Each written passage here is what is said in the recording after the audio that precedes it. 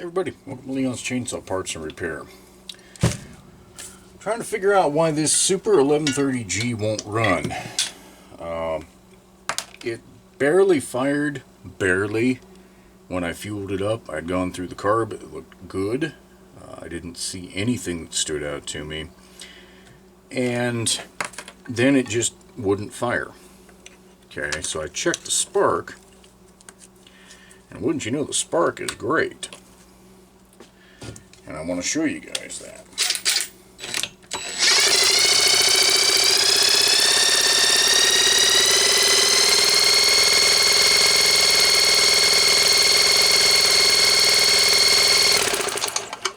Looks pretty damn good. Okay. So I was unwilling to believe that there was an ignition problem, but I'm starting to believe that there is. Okay, because I put a different plug in here, took the carb off, had it open like this. Okay, it was wet enough in there, everything's lubricated. I should have been able to fire it, just go whoa, and it would have run out of fuel and died. It wouldn't do it.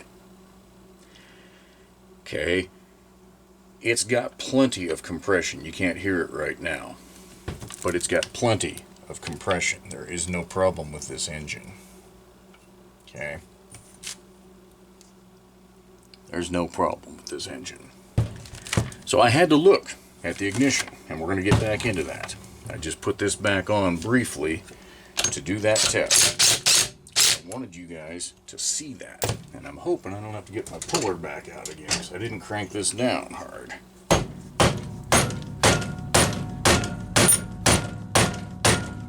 There we go. For not cranked down hard, that was kind of a pain in my ass. Alright, so this is a standard Phelon ignition system. This setup, you guys ought to recognize, it was used on all kinds of freaking engines, or Homelite saws. Okay, so I checked the points gap, and it's naturally fine. I'm not even going to go through that, but I wanted to test this condenser because it looks a little swollen on the end. So that's where things get a little bit interesting. Because from the factory, Homelite didn't put a terminal in the conventional manner on these damn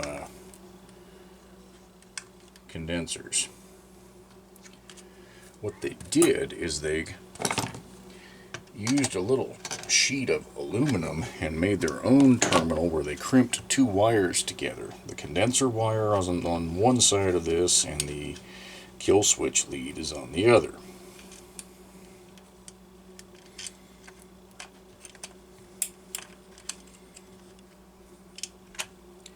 See that right there? Let me see if I can zoom in without making a mess. There we go. Right there, you can see it. So the condenser's on this side, the kill switch lead is on the other. Now, I know I've mentioned it before, I'll mention it again, you cannot get an accurate reading if you're trying to use a multimeter on a condenser. And I am trying to test for microfarads, however you pronounce that. It's the yellow. Most meters don't have this setting.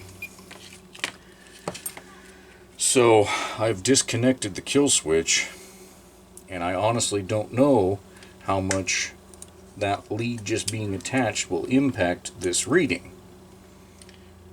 But what I'm getting is a 1.28 reading there, and that is so far out of range it's not even funny. Okay, actually let me show you guys that.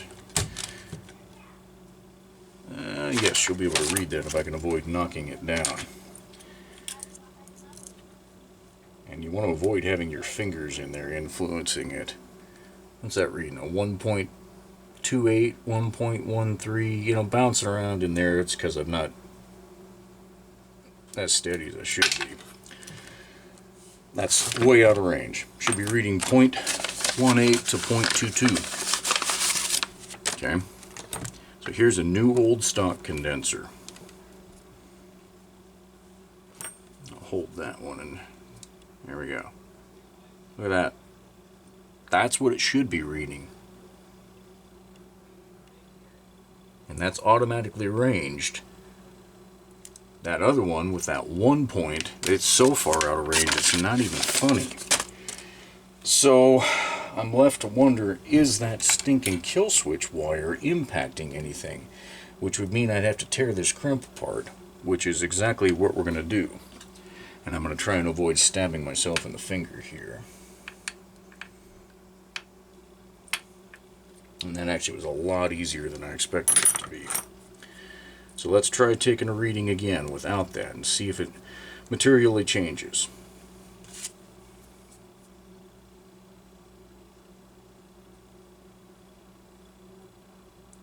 That is out of range. I will put it down and eliminate my body as influencing it at all. If I can get that to stick. Right there.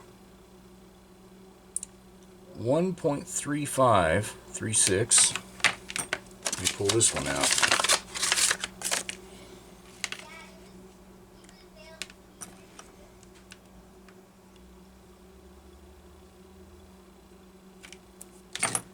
Even though it had bright blue spark, that condenser is out of range, and it is swollen on the end a little bit.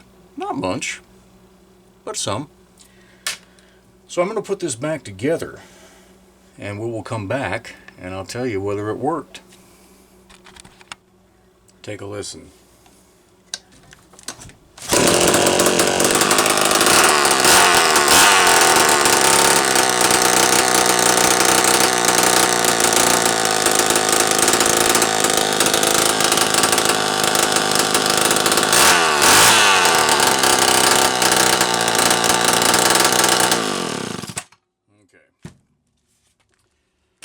I would have the muffler assembled,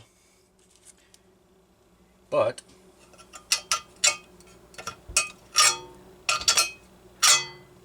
that's not good. I'll have to put a helicoil in there so that I can actually put this back together and run it without it sounding like, well, a ratted out dirt bike.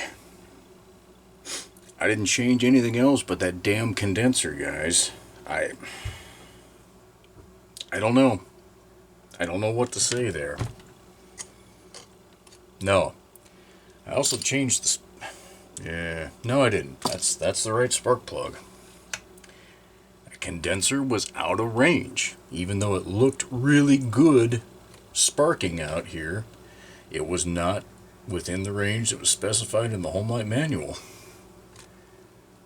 I didn't change anything else. So there we are. I'll drop a helicoil in here and we'll listen to it run the way it's supposed to sound. Oh man.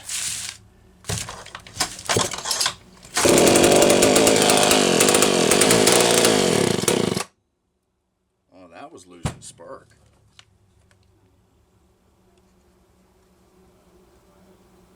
What? What's going on here?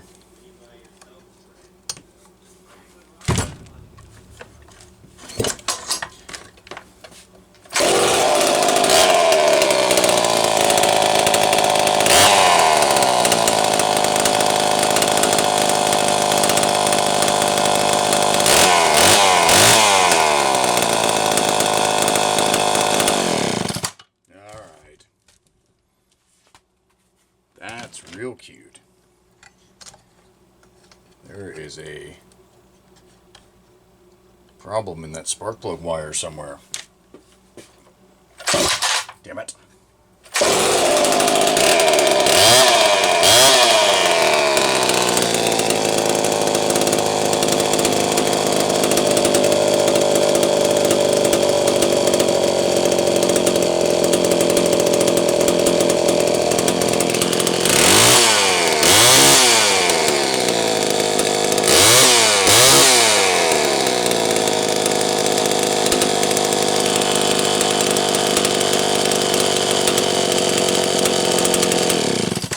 Okay, now I'm confident it's fixed, and I'm not confident anymore that old condenser is bad, even though it does test well out of range.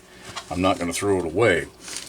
I couldn't find a bad spot in the wire insulation there. It all looks great, but I went ahead and sleeved it cut off about a 1/4 inch and put a new drop in for the terminal.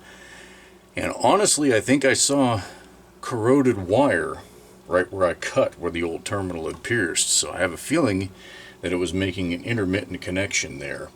And when I'd have it out to test with the spark plug or the tester, it was at the right angle, yet this angle right here, the way it's supposed to be, had worn.